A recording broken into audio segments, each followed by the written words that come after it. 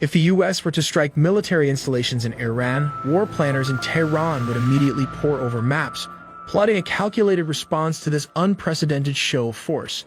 The stage would be set for a conflict where geography, technology, and audacity collide. Now comes to hunting the giants, the American carrier threat. Iran's strategy to neutralize U.S. naval power begins in the congested waters of the Persian Gulf and the Strait of Hormuz. Hundreds of small, high-speed attack boats armed with machine guns, rocket launchers, and anti-ship missiles would swarm American warships, forcing them to defend against multiple threats simultaneously. While U.S. destroyers and carriers boast sophisticated defense systems such as the Aegis Combat System and Phalanx, the sheer volume of an Iranian swarm attack could overwhelm even the most advanced warships, leaving them vulnerable. But Iran's strategy does not rely on swarming tactics alone. In the distance, ships seemingly engaged in normal commercial activity would be carrying a hidden threat. Iran has devised an unconventional yet highly effective way to strike U.S. aircraft carriers: missiles concealed within shipping containers. These containerized missile systems, including the Iranian Noor and Qatar cruise missiles, can be hidden aboard cargo vessels, blending seamlessly with normal maritime traffic. By deploying such disguised vessels in key shipping lanes, Iran could position concealed missile launchers near U.S. naval assets without raising suspicion. Once in range, these container-based missile systems could be remotely activated, launching precision strikes against aircraft carriers and destroyers. The Noor and Qatar missiles, with ranges of up to 300 kilometers, are designed to fly at low altitudes, evading radar detection and making them a formidable threat. The element of surprise would be devastating, as an unassuming cargo vessel could suddenly unleash a barrage of missiles before defensive systems had time to react. This tactic aligns with Iran's doctrine of asymmetric warfare, leveraging deception, surprise, and unconventional methods to challenge a technologically superior adversary. Another crucial component of Iran's naval strategy involves the use of its Ghadar-class midget submarines. These small but stealthy diesel-electric submarines, designed for operations in the shallow waters of the Persian Gulf, pose a significant threat to U.S. aircraft carriers.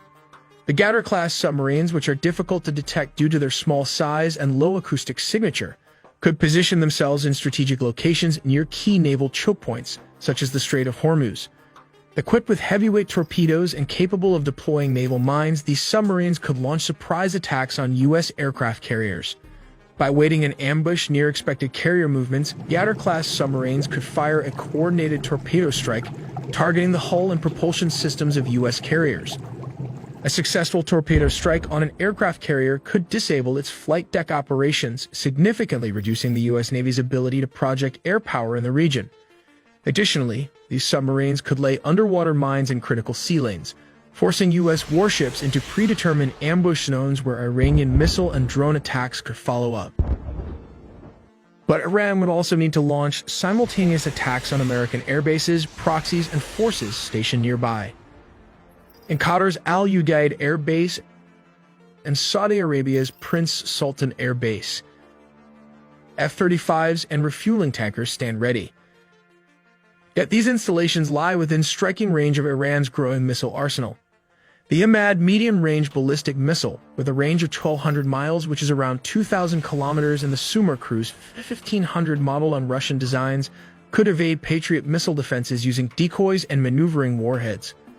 These precision-guided weapons would aim to cripple American air power before it could respond effectively. Iran's strategic calculations extend beyond direct confrontation. Proxy forces such as Houthi rebels in Yemen and Iraqi militias could launch ballistic missiles or Kasif drones at Saudi bases, forcing U.S. and allied forces to spread their resources thin. These indirect attacks would serve as diversions, complicating America's ability to mount a coordinated defense. Let's explore how Iran might target Diego Garcia, the U.S. fortress in the Indian Ocean. As tensions rise on the high seas, Iran could turn its attention to Diego Garcia, a remote but vital U.S. military stronghold in the Indian Ocean. This heavily fortified island serves as a key staging ground for America's strategic bombers, including the nuclear-capable B-2 Spirit stealth aircraft, designed to strike deep into enemy territory undetected. So how might Iran counter this threat?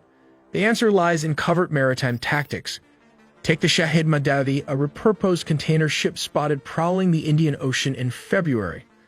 On the surface, it appears ordinary, but its cargo holds conceal a deadly secret, ballistic missiles hidden within shipping containers. A surprise barrage of Sigil missiles with a striking range of 2,500 kilometers launched from such a vessel could bring Diego Garcia within Iran's crosshairs. But Iran's strategy isn't about surgical strikes. Instead, imagine a swarm of modified Fate 110 short-range ballistic missiles, adapted for sea launches, raining cluster munitions across the airbase. According to Hudson Institute assessments, just 5 of these warheads could disable every exposed aircraft on the tarmac. The real blow. Such an attack would cripple the airfield, destroy weapon stockpiles, and leave the island's critical infrastructure inoperable, transforming this distant fortress into a smoldering relic of the storm. آنچه در مورد ما میگویند